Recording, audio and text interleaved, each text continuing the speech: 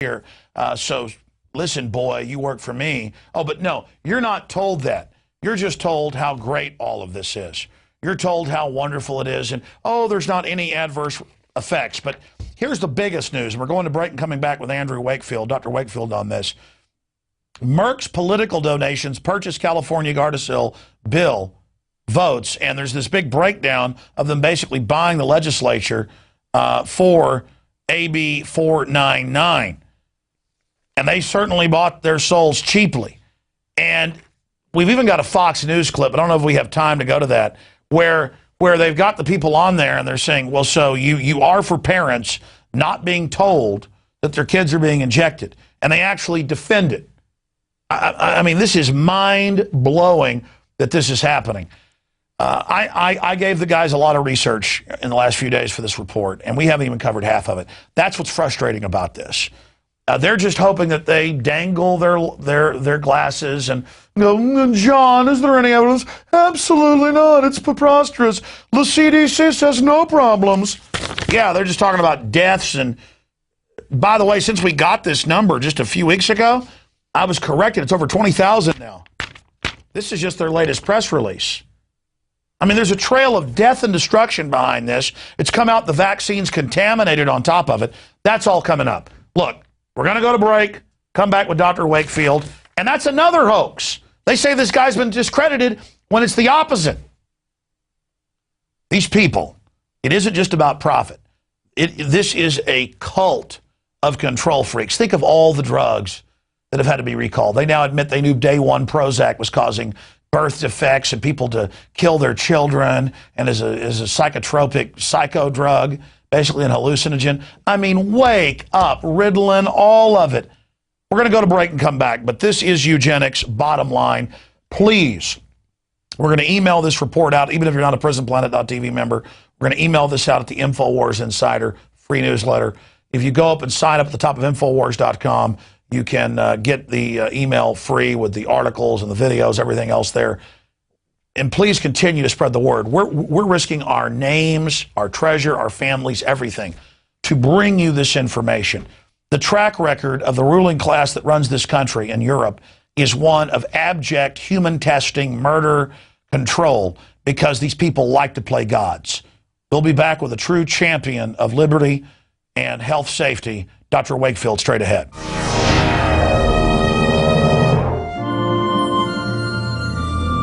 The American dream. There's a reason they call it a dream. Who's there? Cock-a-doodle-doo, pal.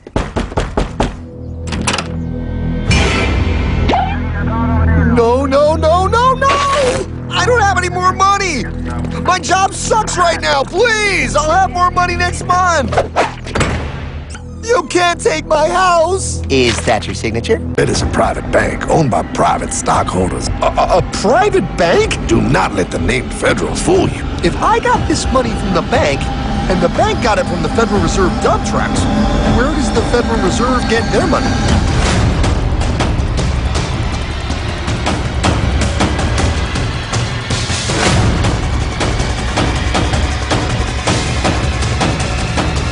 They take our property away, just like Thomas Jefferson said they would. Those sons of bitches! It's the greatest theft in human history.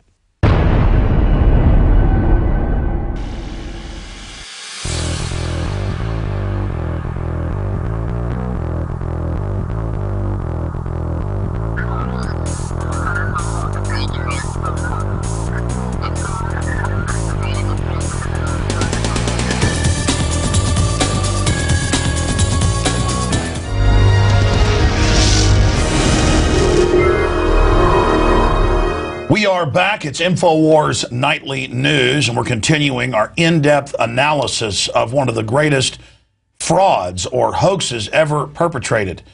The vaccine big pharma industry pushing verifiably dangerous products on the population and attempting to hoax the public that it's the law that you must take these shots, as Rick Perry did 4 years ago in Texas, now becoming a national issue.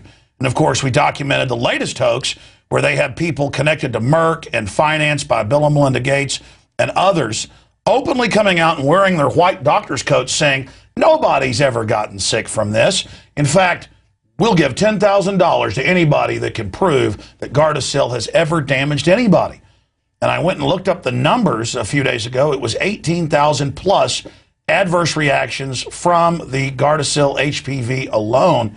And on top of that, I was talking to Dr. Wakefield. He was saying it's now above 20,000. I can't think of anybody better, sir, to interview than you, because you yourself, and I've seen the documents and the reports, you are also a victim of their hoax. They just keep saying you've been discredited when the opposite has happened. Good to have you here with us. It's great to be here, Alex. Thank you very much.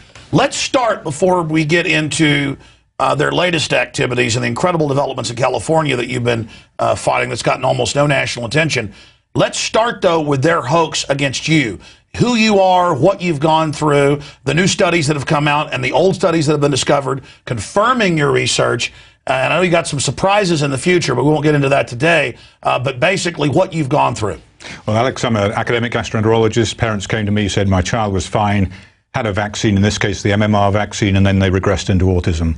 We investigated the children's gastrointestinal symptoms that had been left in abeyance by the doctors, and lo and behold, the parents were right, the kids were sick. When we treated them, not only did the bowel disease get better, but the autism improved as well. So there's a link between the bowel and the brain, and there may well be a link between that and the vaccines. And raising that issue, merely asking for further research to be done, led the world to come down on my shoulders and the shoulders of any doctor who dared to question the safety of this vaccine. Well, that was 15, 16 years ago. We're still in the game. There is undoubtedly a connection between these vaccines in some way and neurodevelopmental regression into diseases such as autism, and that is not going to go away. We are going to resolve that issue, and we're going to resolve it right here. Well, even the big federal vaccine damage fund has paid out. Just lately, I saw 80-plus families of autistic children. The federal government, on one side, admits there's this connection, and then on the other side, they come out and run this hoax, just using a reporter to say you've been discredited. And it seems to be their stock in trade to just make outrageous claims like the new one. Can you speak to this new claim that they're saying? Because now Gardisill's become a national issue in the campaign with all the Republican candidates attacking Rick Perry. And the claim by Merck operatives that no one's ever been hurt by this? Well, if you look at the adverse events reporting system, and got to remember this is the VAERS system, it's a federal system run by the CDC. It is known to report to accumulate 1 to 10% of adverse reactions, a small minority. And the latest report I saw in there was 22,000 reports of adverse reactions from this vaccine alone, the Gardisill vaccine, or the cervical cancer vaccine. And that is alarming. That's nearly 1/4 of the total reports of adverse reactions in that system. So there is a real problem with this vaccine. Whoa, whoa, whoa, whoa. Hundreds of different vaccines out there, hundreds and hundreds of variants of each vaccine, different companies out there. I don't have the numbers, but I know there's thousands of different variants out there. And you're saying it's nearly 1/4 of all adverse reactions are directly being attributed to Gardisill? The latest number was 24% of the total number are attributed to the cervical vaccine. That is one of the 2 that are available on the market. Well, earlier we played some of these clips and covered it in this ridiculous $10,000 challenge.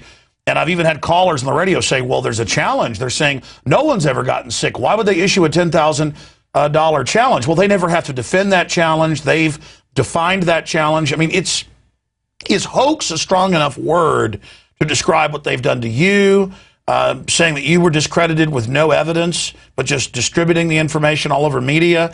And is hoax a big enough word to describe their operatives' claims that no one has ever had an adverse reaction? Well, I think this is laughable. It's a disgrace. And here you have a professor of bioethics from the University of Pennsylvania indulging in some publicity stunt by offering a $10,000 award if this Congresswoman Backman can come forward with someone who has suffered mental retardation from this vaccine. What a disgrace that we should ever be in that situation. The job of scientists, physicians, is to answer the fundamental questions about whether these vaccines are safe or not, or whether they're needed in the first place. And to then indulge in some scam, some circus act of offering $10,000 in the face of many, many children who've been severely damaged by these vaccines, then that is utterly reprehensible.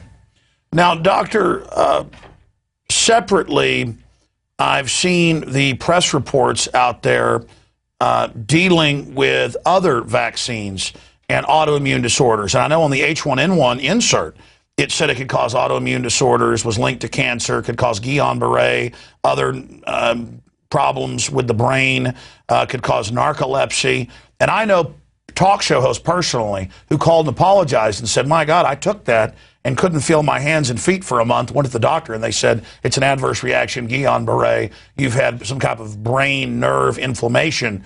So this is in the literature, and back when they were testing it in 2006, 2007, I was having medical doctors on. There was local newscasts reporting it around the country that people were having autoimmune disorders, convulsions, blood coming out of different orifices, dying.